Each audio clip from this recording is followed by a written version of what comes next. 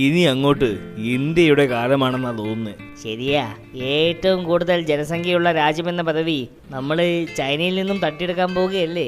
അഭിമാനം തന്നെയാ. അതല്ലടോ, ഇന്ത്യ എന്തായാലും കോൾ അടിച്ചില്ലേ? എന്താ, ഇന്ത്യക്ക് ഓണം ബമ്പർ ലോട്ടറി അടിച്ചോ? മംഗൾയാൻ ചൊവ്വയിൽ എത്തിക്കഴിഞ്ഞാ നമ്മൾ രക്ഷപ്പെട്ടു. മനസ്സിലായില്ല. മംഗൾയാൻ ചൊവ്വയിലെത്തിയാൽ സർക്കാർ എല്ലാവർക്കും 1,00,000 രൂപ വെച്ച് തരുമോ? നമുക്കൊരു അഭിമാനമല്ലേടോ? അഭിമാനം. ഞാൻ ചോദിക്കട്ടെ, ഏകദേശം 450 കോടിയോളം രൂപ ചെലവ് വരുന്ന ഏർപ്പാടാ. അതിനെന്താ, ലോക രാജ്യങ്ങളുടെ ഇടയിൽ ഇന്ത്യയുടെ വെയിറ്റ് ഒന്ന് കൂടിയില്ലേ? നമ്മുടേതേ ഒരു പട്ടിണി രാജ്യമാ. ദാരിദ്ര്യ രേഖയ്ക്ക് താഴെ കോടിക്കണക്കിന് ആൾക്കാരുള്ളതാ. അവരുടെ വിശപ്പൊക്കെ ഒന്ന് മാറ്റിയിട്ട് പോരെ രാജ്യത്തിന് വെയിറ്റ് ഉണ്ടാക്കല്. താനൊരു പിന്തിരിപ്പനാണല്ലോടൂ. എന്തായാലും മംഗൾയാൻ ഇന്ത്യയുടെ അഭിമാനം തന്നെയാണ്, സംശയമില്ല. അടുത്തതായിട്ട് ഇനി ചന്ദ്രനിൽ പോണം. ശരിയാ, വളരെ അത്യാവശ്യമാ. ടിൻഡു, ഇങ്ങ് വന്നേ.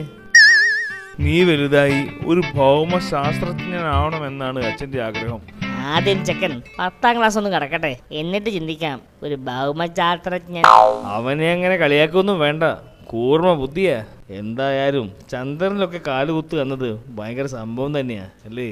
കാല് കുത്താതെ പിന്നെ ആരെങ്കിലും കൈകുത്തി ഇറങ്ങോടോ? നിങ്ങൾക്ക് തമാശ.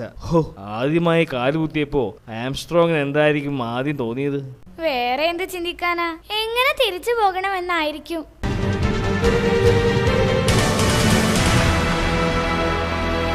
എന്താ റപ്പായി ചേട്ടാ, ഇപ്പൊ ഇങ്ങോട്ടൊന്നും കാണാനില്ലല്ലോ. ചുമ്മാ കിടന്നുറങ്ങും, അല്ലാതെന്ത് ചെയ്യാനാ. ഞമ്മള് അങ്ങനെ തന്നെയാന്ന്, തീരെ സമയം പോണില്ലാന്ന്. സമയം വെക്കാനാണോ ബുദ്ധിമുട്ട്? ടി വി ഇല്ലേ? TV കൊറേ ചവറ് സീരിയലുകളും മടുപ്പിക്കുന്ന റിയാലിറ്റി ഷോയും ആർക്ക് കാണണം? അല്ലേലും ആരാണ് ഇതൊക്കെ കാണാൻ പോകുന്നത്? ഇപ്പോ ന്യൂസ് ചാനലുകളല്ലേ ഹരം. എന്ത് ഹരം? ഓരോ വിഷയം കുത്തിപ്പൊക്കി കൊണ്ടുവരും, എന്നിട്ട് ഓരോ പാർട്ടിയിലെ വേന്ദ്രന്മാര് നേരന്ന് കുത്തിരിക്കും, എന്നിട്ട് തല്ലോടും. ഞാൻ പറയാന്ന് ചലിച്ചോണ്ടിരിക്കും. എടോ, എനിക്കെന്തോ ഇതൊക്കെ ഒരു ഹരമാ. സോളാറ് പോയപ്പോ സ്വർണം പോയപ്പോ കല്ലേറ്, അതും പോയപ്പോ ഫേസ്ബുക്ക്. എന്തേലും വിഷയം ഉണ്ടാവും. ഇനി ഇലക്ഷൻ കഴിയണ വരെ സൗകര്യം ഉണ്ടാവൂല. ഇത്തവണ ഇലക്ഷൻ നോക്കിക്കോ, തീ പാറും. ചാനലിലൊക്കെ പൊടി പൂരമായിരിക്കും. ആലോചിക്കുമ്പോ കൊതിയായിട്ട് പാടില്ല. അല്ലറപ്പായി ചേട്ടാ, ഈ ഏപ്രിൽ ഇലക്ഷൻ കഴിഞ്ഞാല് കേരളത്തിന്റെ ഭരണം മാറുമോ? എന്ത് വിഡിത്തമാ പറയുന്നത്? ഇലക്ഷൻ നടക്കുന്നതേ ലോകസഭയിലേക്കല്ല, നിയമസഭയിലേക്കാ.